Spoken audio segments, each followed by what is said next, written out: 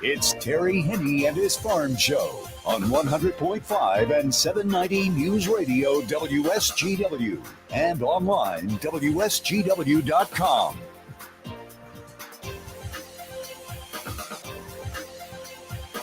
A mostly cloudy good morning to you. I hope your day's going well for you, wherever you might be. Well, we're having a little bit better day today than what we were yesterday here at Radio Center today, along with Jonathan Dent. And John, your drive home yesterday was a little interesting. Very slow. That's what it was. Slow and safe. Slow and safe and steady. Yep. And this morning wasn't too much different for some folks. We did have some pretty slick roads, and we still do out there, because our temperatures really haven't warmed up all that much. I know overnight we were in the middle 20s. Where are we at right now? Well, we're still in the middle 20s out at the airport. They're reporting 25, downtown Midlands at 26. Here at Radio Center, we're at 27. I was trying to look out the window there. We've got a fog note on here. I'm not seeing much out the window here, but it's around for sure. Wind out of the northeast at 10 miles per hour, giving us a wind chill of 15 right now. Well, and probably because we do have a little bit of a breeze, but the big exception is it's coming out of the northeast. Yep. So we're not going to get the fog. Now, if it was coming out of the southwest or somewhere where there wasn't a lot of water in the, we were upstream or something, then you'd have some fog. But that's not the case for us right now. A little bit later on this afternoon, that wind direction is going to change a little bit, and that's probably where the fog is going to come in. Once that wind direction changes, it'll be out of the west as we go through the afternoon, and we're going to have some strong gusty winds later on this afternoon and into the early evening hours. We're going to be looking at wind gusts right around 35, 40 miles per hour once again. We had gusts of 43 yesterday. Yeah. And it did blow some stuff around, but that snow, if you got snow, it was pretty heavy. So it didn't blow very much. And other areas where they got snow, they also got rain. And especially when you take I-75 and you go east, we were looking at a lot more liquid precipitation, or kind of frozen liquid precipitation. So that snow, whatever did come down, didn't blow very much because it developed a crust pretty quick. Then you move down a little bit closer to Flint, and then obviously down the expressways south of 69. That's where the amount of snow really dropped off. The amount of liquid precipitation really picked up. And in some areas to the south, especially down right around 96, we were looking at more than an inch of rain fell, and maybe 0.2 of an inch of snow. And that was about it.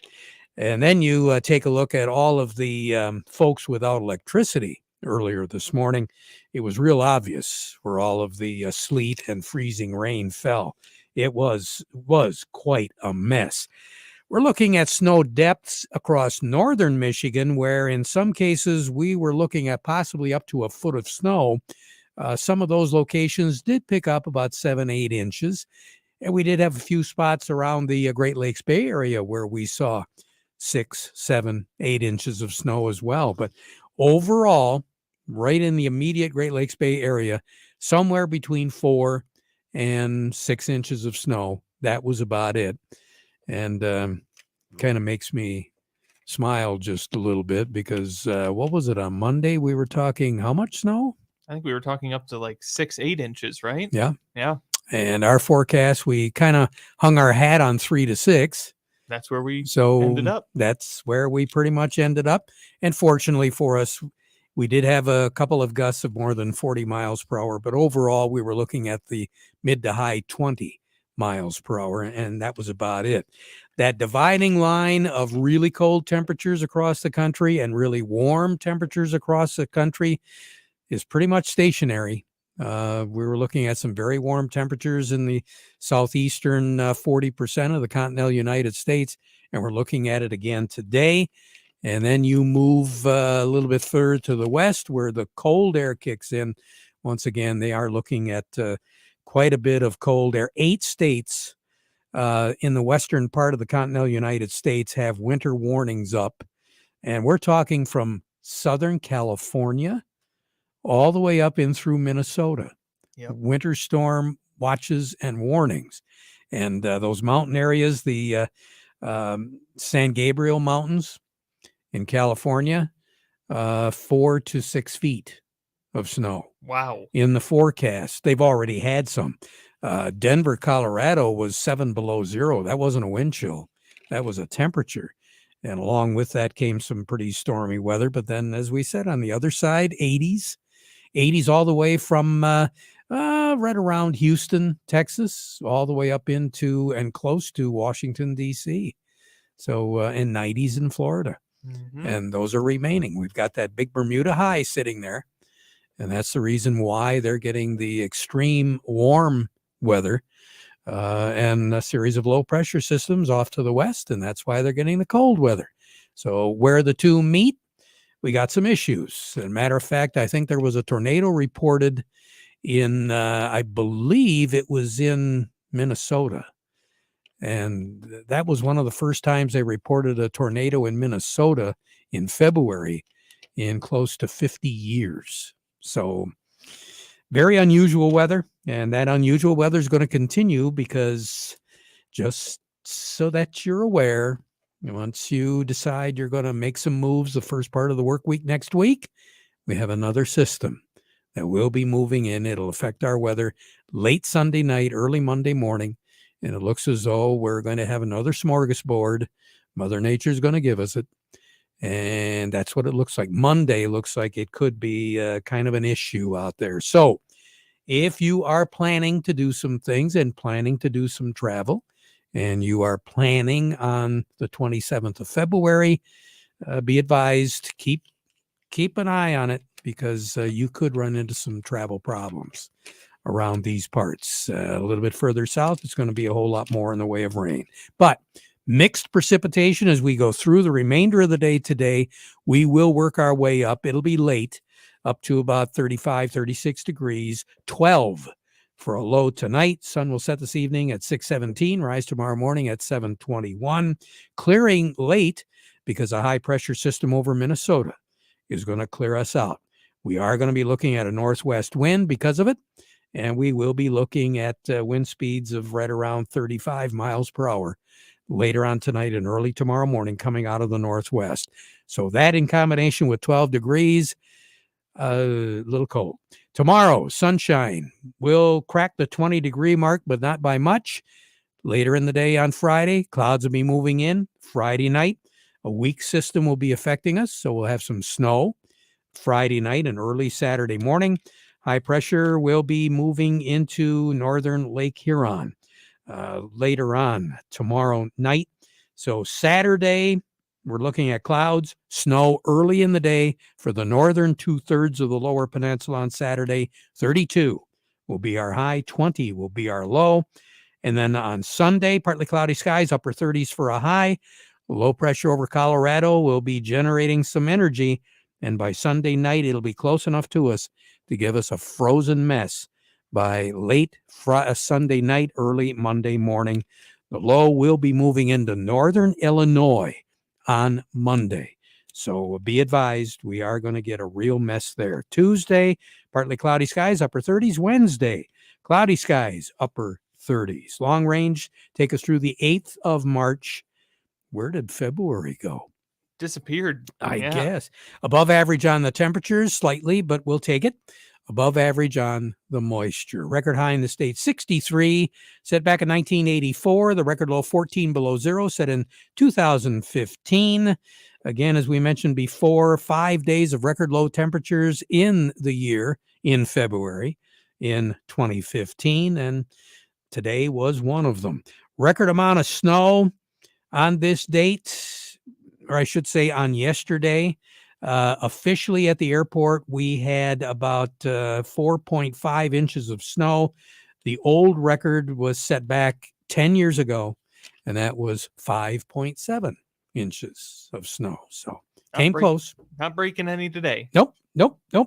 That'll about do it. Doug Klein standing by. Yep, Doug Klein standing by for our Thursday market report. But first, we want to let you know that today's weather report brought to you by the folks at Nutrien Ag Solutions. Nutrient Ag Solutions has the local expertise to recommend the corn, soybean, and other seed products that are the best fit for your field. Plus, unparalleled agronomic support with products and services to unlock yield potential and improve crop performance from planting to harvest. Ask about our financing options to help you get more from every acre and lead the field. Visit your local Nutrient Ag Solutions branch or go to nutrientagsolutions.com. They say there's a secret to growing a great crop. At Nutrient Ag Solutions, they beg to differ. It all starts with a strong foundation, and when it comes to fertilizer, there's no question that Titan XE drives dry fertilizer performance. They've been unlocking the potential in every prill of dry fertilizer with biocatalyst technology for over a decade. Visit lpi.ag/Titan or contact your Nutrient Ag Solutions crop consultant to drive your crop's potential today. Farm Service brought to you today by the folks at Weiss Equipment. Did you ever wonder why they call the Farm All? Well, you've probably heard the long list of things that a Farm All tractor can do. And it can do it because it's got anywhere from 35 to 140 horsepower to put the job done, whatever you need to get it done, when you need to get it done. And the folks at Weiss Equipment in Frankenmuth will show you all the Farm All tractors they have on display. They've got a pretty good selection right now, anywhere from the Value Pack Compact Farm All A to the Deluxe Compact Farm All C and C Series with cabs. So the tractor does it all, as we said. So no matter what you're doing, Can Do comes in red, and it's called Farm All. Stop by, take a look at what they have on display right now at Weiss Equipment in Frankenmuth. And Jonathan just got a text from a gentleman over in Midland who says that, hey, the airport says officially we had 9 inches of snow. Wow. In Midland. And within the last couple of minutes, I also got a little notice here. Somebody in Cass City wrote that they picked up close to 9 inches of snow as well. Well, that's par for the course this year. Midland's picking up all the precipitation, aren't they? Yeah, they're getting it. Yep. They're busy over there. Let's find out what's going on. Speaking of busy, Doug Klein from Oppenheimer joining us right now. Doug, good morning. Good morning. What do you think? Kind of weird day today. Kind of weird. Nothing out of the ordinary. So yeah, par for the course today. Crude oil inventories came in at the highest level since May of 21. So that's kind of interesting. You would think crude oil would go down on that, but it's up $1 almost. What else is interesting? Stock market started out okay this morning, up about 0.5%, maybe a little more than that. Was going to break that 4-day losing streak, but that faded away. So now all 3 indexes are in the red right now. Who knows? It's half a day, so we'll have to see what happens. But mostly negative on the board today.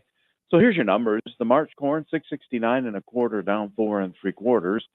The September corn 606 3/4, down a penny. March soybeans 1534 3/4, down 4 3/4. November soybeans 1387 1/4, down 8 1/4. The March wheat is 739 1/4, up 2 3/4, and July wheat 758 1/2, up 2 cents. Crude oil 75.06, up $1.11. Heating oil is 266.37. That's down 3.8 cents. Gasoline is 258 1/2. That's up 3.5 cents. And natural gas is 252. That's up 8 cents. Over to currencies, Canadian dollar, U.S. dollar buys $1.3568 at the border. That's up 19 ticks. The dollar buys 134.73 yen. That's down 17 ticks. The euro is at 105.85, down 16 ticks. The dollar is at 104.62. That's up 4 ticks. Gold's at $18.2870, down $12.80. Silver's $21.32, down 35.5 cents. Platinum's at $947.30. It's down $6. Okay, you were right. I guess It is a little strange. Yeah. Oh well. There'll be another day, right? No, for sure. I'm sure. Doug, you take care. Have a good Okay. one. All right. As far as what are we looking at? Cash paying prices being affected by what's going on in Chicago. Over at MAC right now, we've got the wheat up 7. That would make the white wheat at $6.93, the red wheat at $6.58. New crop white wheat, $7.62. The red wheat at $6.92.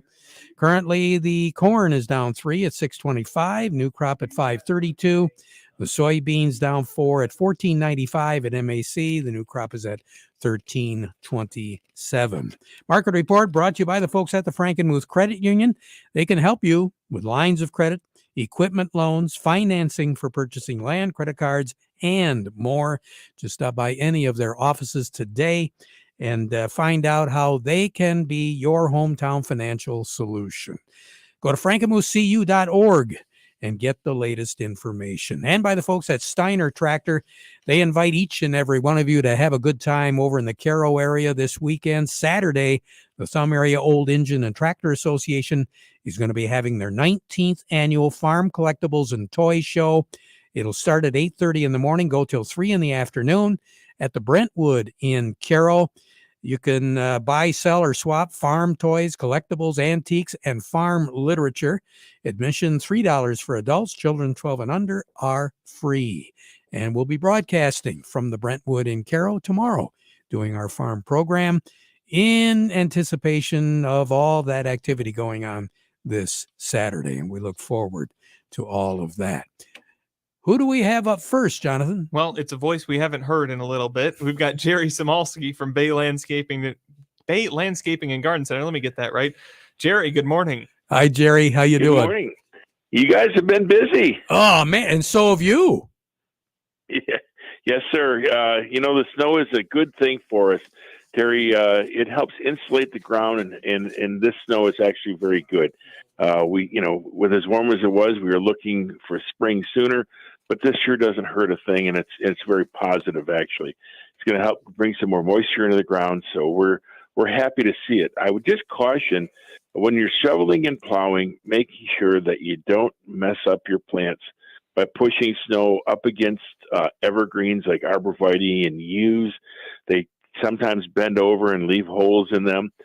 We don't want to put excess salt down as well. So salt judiciously, only what you need. And then if it isn't enough, add a little bit more. So this snow brings all those things to mind. And that winter pruning we were talking about that we were doing a couple weeks ago, well, we're not going to do that until we can get a little bit more open ground. I think you got a good point there. Jerry, you take care. Have a good one, okay?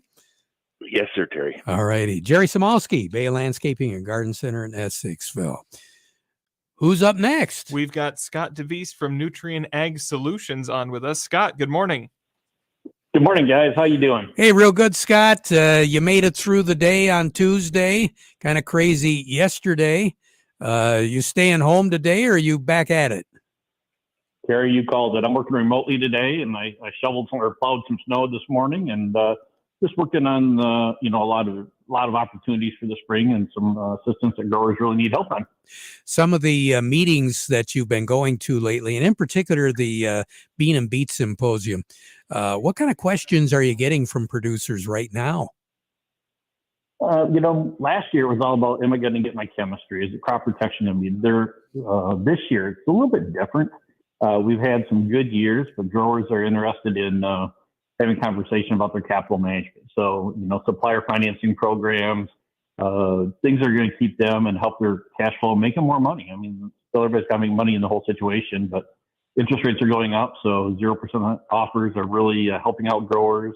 The other thing is that we're having a lot of fertilizer conversations. Where's this market going to go, especially with the imports, exports? And that's been a real critical conversation for us to have as well.